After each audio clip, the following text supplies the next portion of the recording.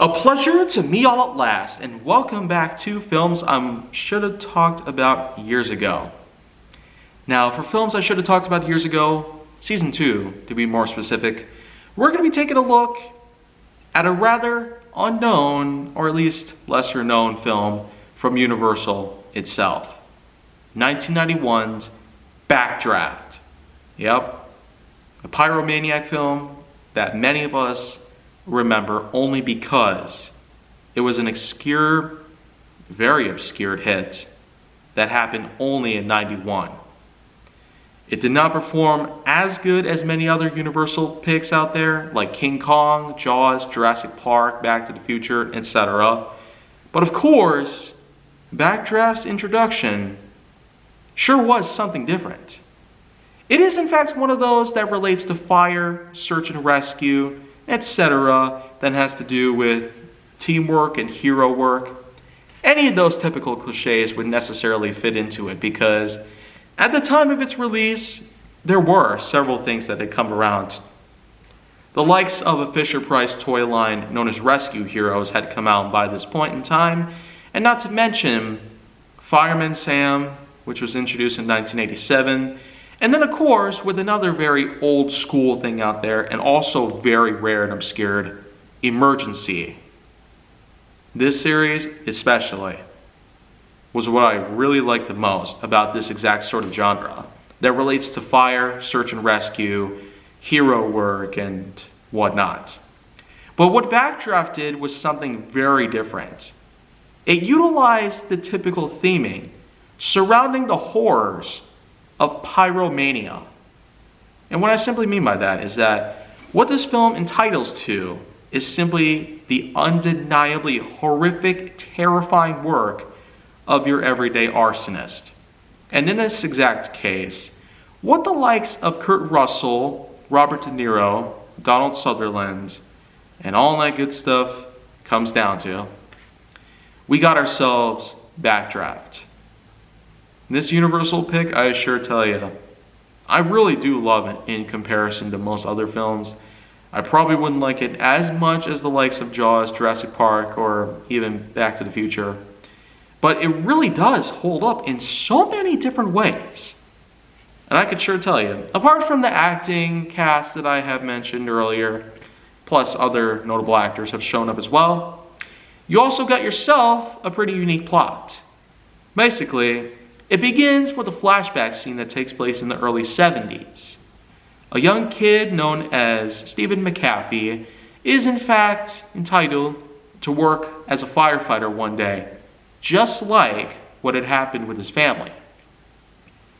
Unfortunately, in one particular case, he ended up losing his father to some very horrific flames.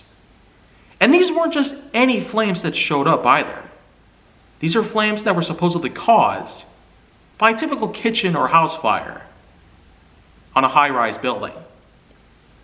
So of course, what happened here is that not only there is a fatherless McAfee, but we also have ourselves a McAfee who really does want to join in with the rest of the firefighters in terms of wanting to get out in the engine and go all the way out there with fire hoses in his hands, ladders rising up to the highest floors of the buildings, and whatnot. Unfortunately, he isn't necessarily allowed to do so. He's mainly stuck doing very specific odd jobs that happen around the firehouse and whatnot, including prepping the gear and getting other stuff organized. So, he's technically more of the subordinate of the group that involves the likes of various other firefighters, each of which have their own specific code names. McAfee himself is referred to the name Bull. So when you really think about it, there's certainly plenty of unique elements that are already out there. You have yourself a young child, now fully grown, working with a firefighter grouping, but is unfortunately entitled to only being allowed to work in very specific areas that have absolutely nothing to do with what he dreamed of to begin with. But you know what? It only gets better from there on out. Because there are plenty of times to where he gets to eventually team up with the likes of various partners that he racks up alongside. And then, of course, with the many other scenes that eventually take place, that happen in specific locations, including a boat. Yeah, somebody he knows actually lives in a boat. A boat that is not in the water, so to speak. But nonetheless, it still is a pretty unique way to utilize a housing for a specific character. Housing of all sorts. Comes in all shapes and sizes, but in this case, it's just a boat that's not even in the water. But hey, the real fun basically starts when you're about 35 minutes in. Because when you get to that point specifically, McCavey himself is eventually allowed to join up with the grouping. He basically had to do a lot of convincing and a lot of talk to the other guys just to do that. And when he is able to join up with them, he has to go through specific training lessons and various other pieces that do trigger several different montage scenes, each of which are accompanied with some pretty amazing legal songs. Universal certainly spared no expense on that exact department.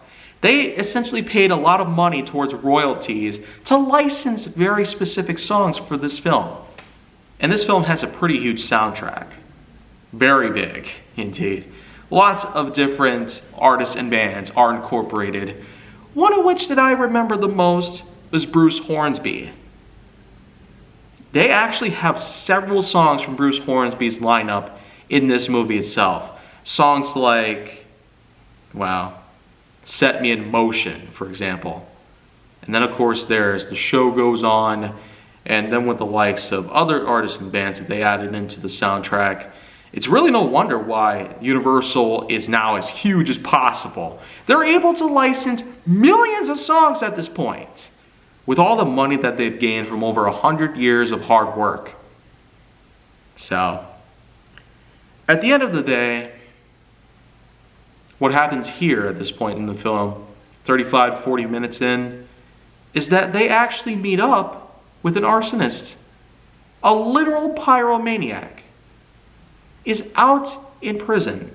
And they get to interview with him and all that in terms of figuring out insight as to how certain fires are being caused. Well, it does go down to show that what actually happened was that one of his own team members was supposedly responsible for causing the flames in various buildings to begin with, thereby allowing the team to go on out there and risk their lives just to be heroes. The entire city that they live in. So when you really think about it, it does pretty much make sense because every film has to have its own antagonist in it. But in this exact case, we are finding some pretty unique things about the likes of Donald Sutherland here, but I'm really finding a lot of unique parts about this exact sort of climax where supposedly the huge burning building that's there is going to threaten to swallow up our cast completely whole. But after plenty of parts where you're at the edge of your own seat, well, they make it out alive. The team itself was able to escape with their own lives, and plenty of reconciliation and eventual recovery allowed the team to come together, and Stephen Bull McCavey was finally allowed to join in with the rest of his team, able to fight fires the way he wanted to as a child. So when you really think about it, the whole resolution of this is that you can always play on your dreams. You can always do what you like to do as a child. In real life, of course, when you're fully grown. The fact is, though, it takes some work to get up to that point. As a producer, plenty of work under my own belt. I'm more than proud to exactly call it a unique piece of which that is non-derivative of its own genre, but with the usage of the sort of rescue hero theme to it. Not to be confused with Fisher-Price Rescue Heroes, of course. My scoring of this film, Backdraft 1991, Universal, 7.3 out of 10. Not that much of a surprise, wouldn't you imagine that? I'm sure that a lot of people might not have as much feelings of this film as I certainly did. because watching it today, it's something different than what you might have expected it to be. For the early 90s, being that it came out alongside other unique films in 91, like regarding Henry and Terminator 2, it pretty much made sense that they would have to try their best. And Universal was practically at a certain point in their lives, because just 2 years later, they became massively successful again with Jurassic Park, not to mention its line of sequels, and even the reboot series Jurassic World. So, again, Universal really has been going at it for a long time, and the fact that they are so big now that they could easily crush Disney with their bare hands. I guess it's no wonder why I decided to give it a good scoring. Backdraft really does deserve much more recognition than it already has. And with that in mind, that's it for today. If you want to see more, go down to my channel to make sure that you like, subscribe, comment, follow me on social media, and stay on the Hollywood side.